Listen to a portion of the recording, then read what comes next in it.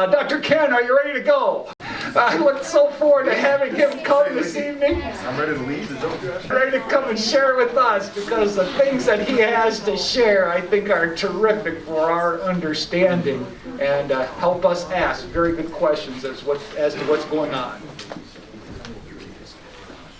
I got a lot of stuff I'd like to cover, so we're going to have to maybe go fast. We'll see.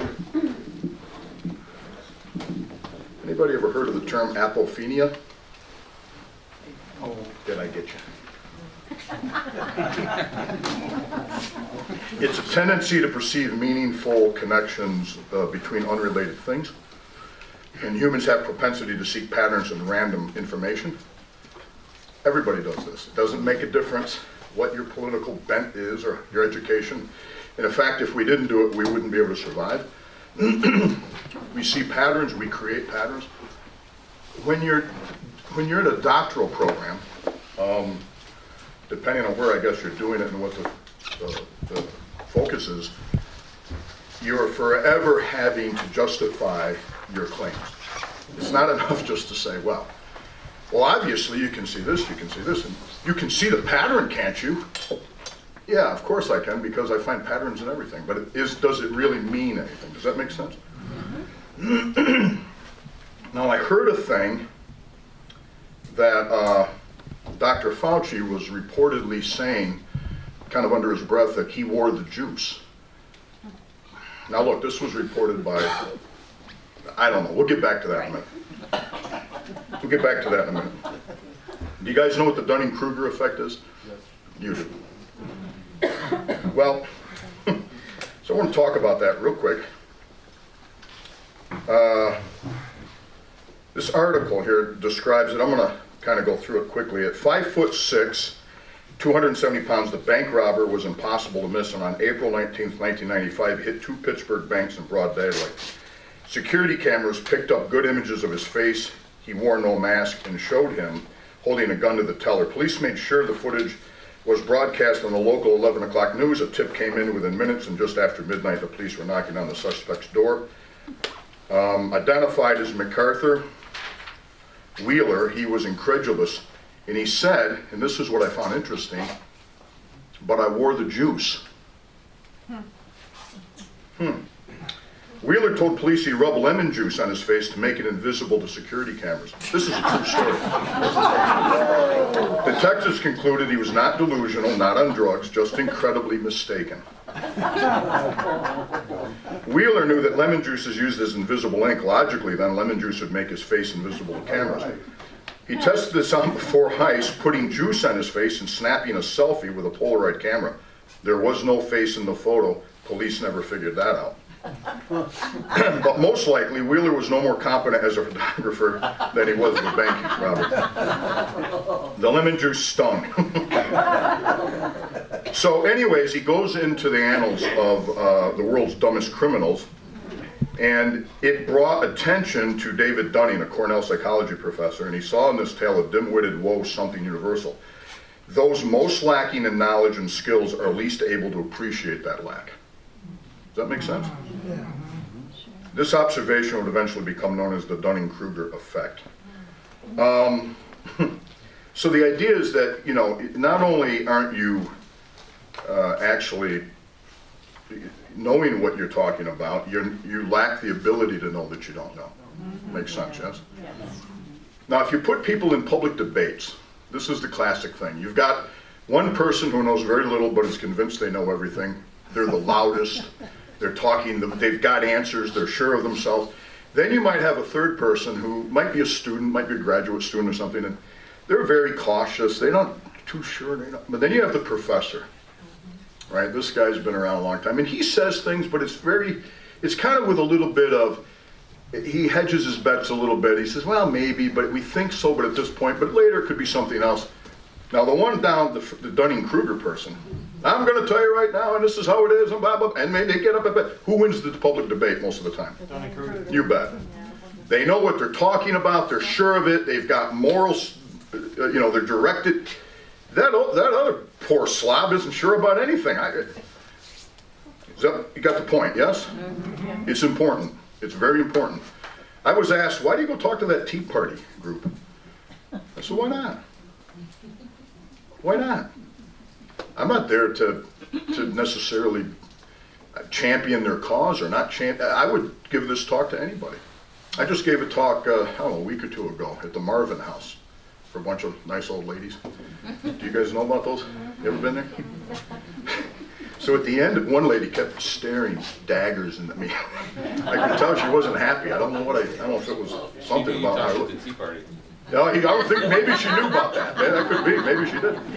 And one lady came and she goes, well, that was really good. It far exceeded my expectations. And I went, well, I'm not sure if that's an insult or not.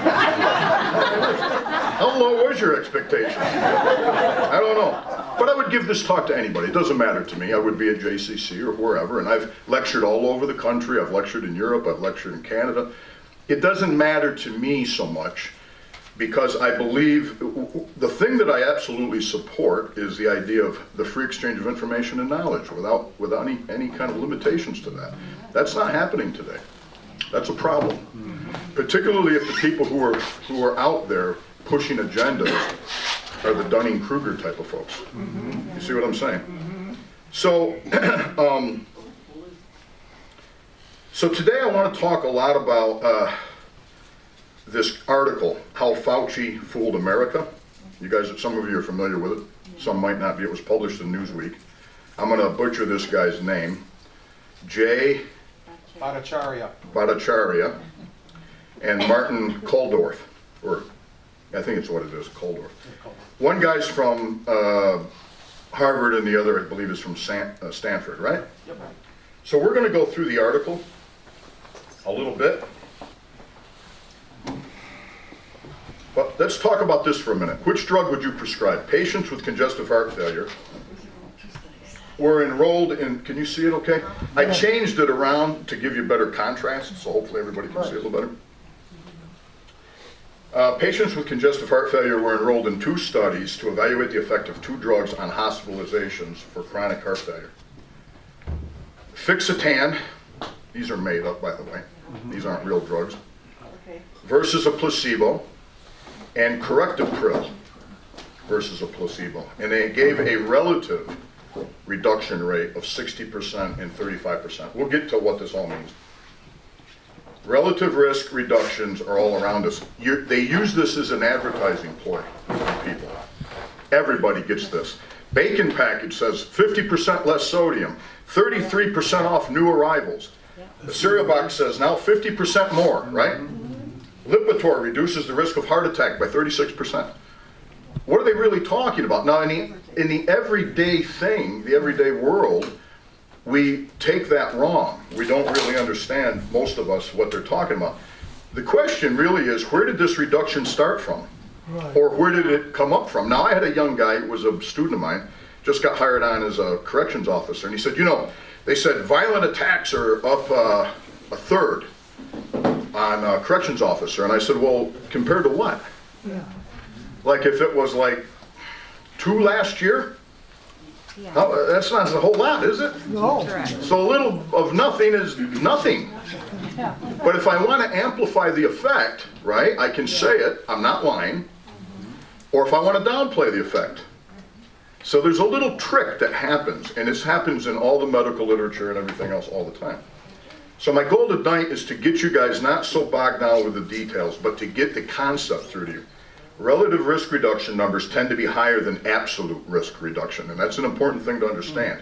Relative risk reduction is the control event rate minus the experimental event rate divided back into the control event rate. What the hell am I talking about? Who knows? The absolute risk reduction is a simple subtract from the control event rate from the experimental. Now what that all means is you're going to try to determine whether something is effective. Now this happened the other day. Someone came into my office and they said, look, the vaccine is 94.5% effective. I said, are you talking absolute effective or relative? Well, I don't know, but that doesn't matter. Effective at what? Well, it does matter. So if you take a look at the drug, and we can look at this, relative reduction, hospitalizations, absolute reductions, and this other thing on the end there called number needed to treat. I want to explain this to you tonight a little bit. Now, I was in England one time at a big scientific conference, which is where I did my doctoral work, for those who don't know it. And the head guy, a very top guy at GlaxoSmithKline was talking about it, and he said something offhandedly that shocked me. He said most of the medications that we produce are ineffective in most of the patients that take them. I'm like, what did he say? What do you say? Remember, was it the Wizard of Oz? Wasn't the lion? What do you say? What do you say? Remember?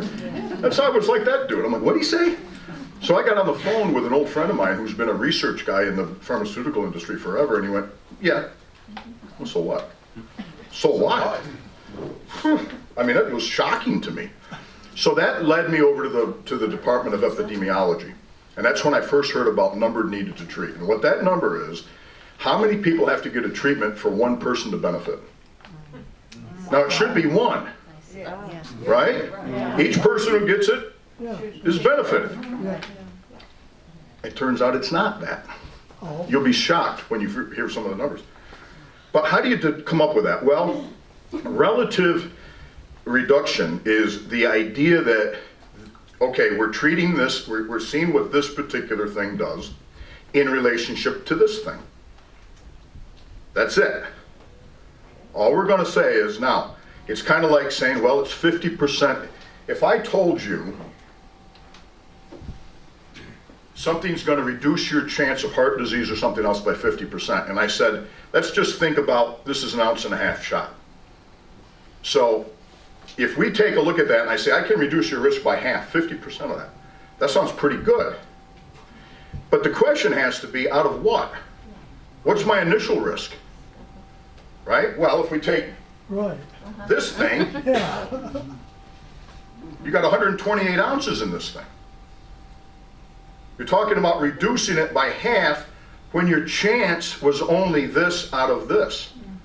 Does that make sense? So you get a visual on it? It's not that impressive all of a sudden. It's like, wait a minute, I didn't have a very big risk to begin with. So you telling me I have a 50% reduction in that risk doesn't say anything. That's what's published in most medical journals. Relative risk. You get the idea, yes? So you take a look at this. Fixitan, relative is going to be 60% because it takes you from a 5% down to a 2% hospitalization.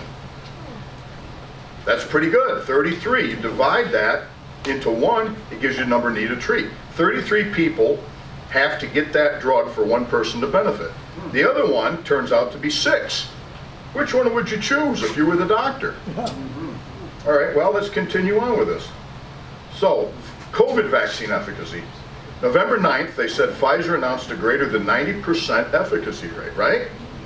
Now, are they talking about absolute, or are they talking about relative? It's a big difference, a big important thing, right? Moderna did basically the same thing. This gentleman's a PhD at Carnegie Mellon University. He talks about when you're giving the actual correct thing, like saying antibacterial soap kills 99% of all the bacteria in your hands. That's supposed to be correct, not relative to anything else. However much bacteria you have in your hands, it kills 99% of it. A manufacturing process that detects 95% of all manufacturing defects means for any given period of time, 95% of defects will be detected. That is as it appears. Musical algorithms are 90% accurate predicting songs you'll like. Anytime you do a song on the computer, on your iPhone, whatever, there's an algorithm that tracks that and say, you might like this. They do it with movies as well, right? You like this one, you might, it's like 90% accurate. That's way more truthful. Those are very accurate things that we're all used to. Now, once you believe in that, all of a sudden you hear this other thing, you're thinking, well, yeah, that's right, that's the same way, but it's not. So, double-blind RCTs, you guys know what that is? Random controlled trials. It means that we're going to put people, we're going to assign them randomly, and what that means is that each person has an equal opportunity to be in the study. You're going to then have a control group. You're going to have typically 3. You have the group that they do nothing with, the group they give the sugar pill to, that's the placebo. Or as an old psych nurse patient of mine called it, placebo. She said, we used to prescribe that all the time and people got better all the time. They loved it. We got this new drug. It's called placebo. Really? It's really good. So what they do is then they have to show that the group getting the treatment statistically is showing better than the other two groups. That's called a random controlled trial. That's supposed to be the gold standard. Now, I could talk to you for a long time about problems with that, but that's the gold standard. In other words, it isn't just anecdotal. It isn't somebody said, well, I did it and I felt better. No, we want real random controlled trials. Effectiveness is comparing the relative effectiveness of the placebo to the vaccine. You take this group of people and you do nothing with, and you see how many people get COVID. Now, never mind the fact that we could talk about how inaccurate testing is. Let's just table that for a minute and assume the testing is accurate. I did a talk here a while back and I showed about testing and sensitivity. Remember all that? False positives and all that kind of stuff. Let's just say that the testing is accurate for now. Pfizer had two groups. You had 38,955 people that received either placebo or 2 doses of the vaccine. 94 infected with COVID-19. 85 came from the placebo group, 9 came from the vaccine group. You're comparing relative effectiveness. Got it? Yeah. And what happened? 90.4% effective. Sounds good. That's not a lie. That's a true statement. That's okay. Follow this now for a minute. Random controlled trial of 2 groups of this is Moderna, 30,000 people, 95 people contracted COVID. 90 of them were in the placebo group and only 5 in the vaccine. Sounds pretty good, doesn't it? Yeah. I mean, it sounds pretty good. So that gave them a 94.7% effectiveness rating. Now, if we start looking at this stuff a little bit more, you got 19,478 people in the placebo, 1 less in the vaccine, basically equal groups of people, around 20,000 each. You got 85 contracted COVID from the placebo. That means you gave them nothing. You got 9, so if you take a look at the percentages, 0.43%, only 0.43% got it with doing nothing. You get it? Didn't do a damn thing. How many people got it? 0.43, less than 0.5%. Well, we dropped that down to 0.04%. Does that make sense? Yeah. But now, instead of this high number, 90, we actually look at the actual risk, and it drops down to 0.39. We do the number needed to treat, turns out to be about 256 people. Now that means you got to give it to 250 before one person has any benefit. Now, we haven't talked about how they define benefit, right? Antibodies and all these other things. Do you understand? I'm hoping, this is kind of hard to get your head around, but what you're looking at is they're not telling you what the starting point is. They're not telling you that. Baseline level of disease. We need to know this in each area that these companies tested their vaccines. Now, the higher the infection rates in the population of people, the apparent effectiveness of vaccines look better. The lower the infection rates, the lower the apparent effectiveness. Because if you're not getting sick, you're not getting sick. So what do you care if you take a vaccine, don't take a vaccine, whatever? It has less and less, right? Right. So the idea that you're going to put a vaccine mandate on every single group of people, regardless, makes no scientific sense. It just doesn't, because you're not taking into consideration all the factors. Does that make sense to you? Yeah. Okay. Yeah. Now, let's look at this thing. This is an example. The bar on the left, we're going to say, is your chance of contracting a disease, whatever it is. And the drug, whatever it is going to cut your chance by 50%. And that's true. That's what you're going to hear in the news, and that's what you're going to hear on the right. Yeah. Who's the guy irritates me to know? I mean, there's a lot of guys that irritate me, but this guy, John somebody. He's got the talk show, and he's always giving out, a study just showed, what's that guy's name? What is it? John Tesh. My wife always knows. Oh, yeah. He drives me a little nuts. I'm sure he's a nice guy. But when he gets on the show and he quotes these statistics, I'm like, really?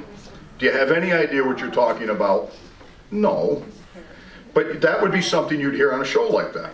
Now, I'm not trying to slam this guy. I don't know this guy. I'm sure he's nice. But the point being, it's used all the time. So-and-so just showed a new drug came out, cuts your risk by 50%. Yes? Right. Well, the question has to be, where did I start from? Well, that's the total risk. That's the total population of people. You see the next one? That was the first one on the previous slide, shown proportionately. Let's say that's 100 on the left. That's 2. Right. We've cut it from 2 to 1. But what was your initial chance of contract? Low. They don't tell you that. They don't tell you that. How Fauci fooled America, right. All right, so these guys, epidemiologist, professor of medicine at Harvard, the other guy is at Stanford. They wrote an article.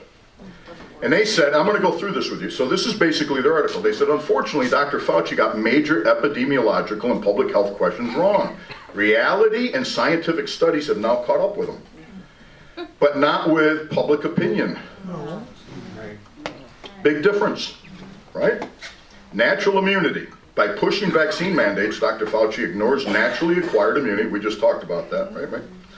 Among the COVID recovered, of which there are more than 45 million, now 47, possibly even higher, the number keeps going up, in the U.S. Mounting evidence indicates that natural immunity is stronger. I knew I'd have a... I like that. Libertarians like that. I must be a libertarian. My wife's definitely... No, she's a Republican. I even had her proofread it. Apparently. Yeah, apparently. Was stronger and longer lasting than vaccine-induced immunity. In a study from Israel, you've heard of it, the vaccinated were 27 times more likely to get symptomatic COVID than the unvaccinated who had recovered. These are breakthrough cases they're talking about. Right, under Fauci's mandates, people who recover from COVID are being fired, nurses and school teachers and all kinds of people, right? After more than 700,000 reported COVID deaths, now I have a problem with that number, Yeah. major problem with that number, but let's just for argument's sake say that's what it was. We know now that lockdowns fail to protect high-risk older people. You can't very well treat everybody as a homogenous group, and if you do that, I start thinking about Dunning-Kruger again, or something maybe a little bit more evil, that you're not just inept. Yes. I have a hard time believing this guy's inept. I don't think he's inept, and I don't think the other people are inept. When confronted with the idea of focused protection to the vulnerable, Dr. Fauci admitted he had no idea how to accomplish it, arguing it would be impossible. Several researchers gave suggestions on how to best protect our most at-risk populations, but were ignored. Current vaccination efforts should focus on people, this is according to these two authors, over 60 who are neither COVID recovered nor vaccinated, including hard-to-reach, less affluent people in rural and inner cities. Now, I'm not suggesting that I agree or don't agree with that, but this is their position. Instead, Dr. Fauci has pushed vaccine mandates for children, students and working age and adults, another typo, who are already immune, all low-risk populations causing tremendous disruption to labor markets and hampering the operation of many houses. Now, we've talked about this idea of the variable that you don't see. You don't see it. I did my doctoral work on unexpected consequences. It's all about the stuff you don't see coming, right? That's the bad stuff that you don't even anticipate. The unintended. There's been a huge amount of it. All right. School closure. Schools are major transmission points for influenza, but not for COVID. While children do get infected, their risk for COVID death is minuscule. Then they're lower than their already risk of dying from the flu. Well, has anybody ever shut down anything because you get the flu? No. Now, again, we're talking absolute risk, not relative. Does that make sense? We got to look at our starting point, which they conveniently don't talk about. Throughout the 2020 spring wave, Sweden kept daycare and schools open for all of its 1.8 million children, ages 1 to 15, with no mass testing or social distancing. The result, 0 deaths among children, and a COVID risk to teachers lower than the average of other professions. Now, I think they had 8 or 9 kids die of it, but they didn't contract it through school. There was another, but out of 1.8 million, probably more kids drowned in the toilet Really? Yeah. You got a kid like we got.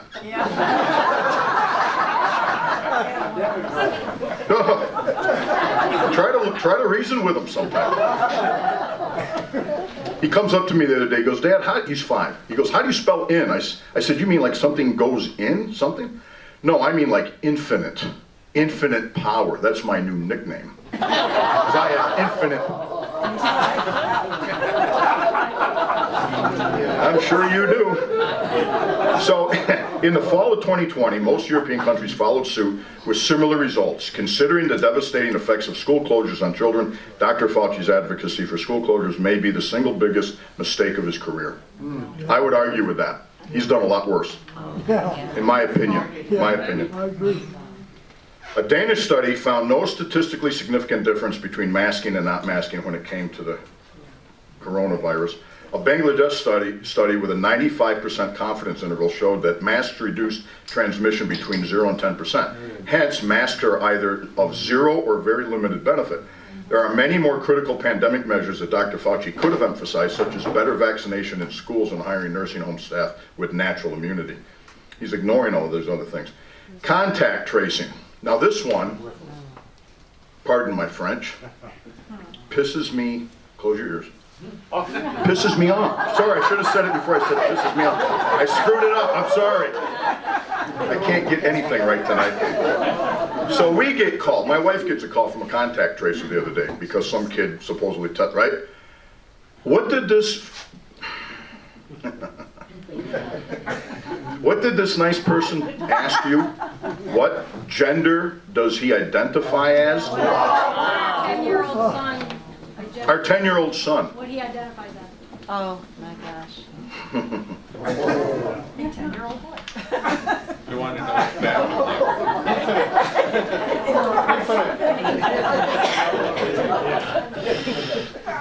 All right. For some infectious diseases such as Ebola and syphilis, contact tracing is critically important. For commonly circulating viral infections such as COVID, it was a hopeless waste of valuable public health resources that did not stop the disease. Right. Collateral public health damage. A fundamental public health principle is that health, this is my wheelhouse, guys. This is what I did a lot of my work on, is multidimensional. The control of a single infectious disease is not synonymous with health. Right? Health is a multifactorial thing. As an immunologist, Dr. Fauci failed to properly consider and weigh the disastrous effects of lockdowns would have on cancer detection and treatment, cardiovascular disease outcomes, diabetes care, childhood vaccination rates, mental health, and opioid overdoses, to name a few. Americans will live with and die from this collateral damage for many years to come, according to these authors. In private conversations, this is according to the two authors, most of their scientific colleagues agree with us on these points, while a few have spoken up. Why are not more doing so? Well, some tried but failed. Others kept silent when they saw colleagues slandered and smeared in the media or censored by big tech. Some are government employees who are barred from contradicting official policy. Many are afraid of losing their positions or research grants, aware that Dr. Fauci sits on the top of the largest pile of infectious disease research money in the world. Most scientists are not experts on infectious disease outbreaks. We were oncologists, physicists, or botanists, we would probably also have trusted Dr. Fauci.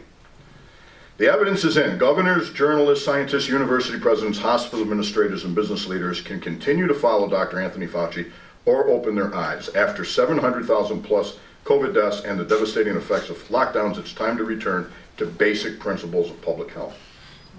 Now that is the article that those guys did, okay? What to say about this mess? What to say about it? Well, so I'm not going to say that Dr. Fauci was putting lemon juice on his face and he thought he'd get away with this, but he was seen coming out of Sam's, I heard, with a case of lemon juice. Now, but just like that other guy, he didn't get away with the, there's a ton of people that can see through this. Yes.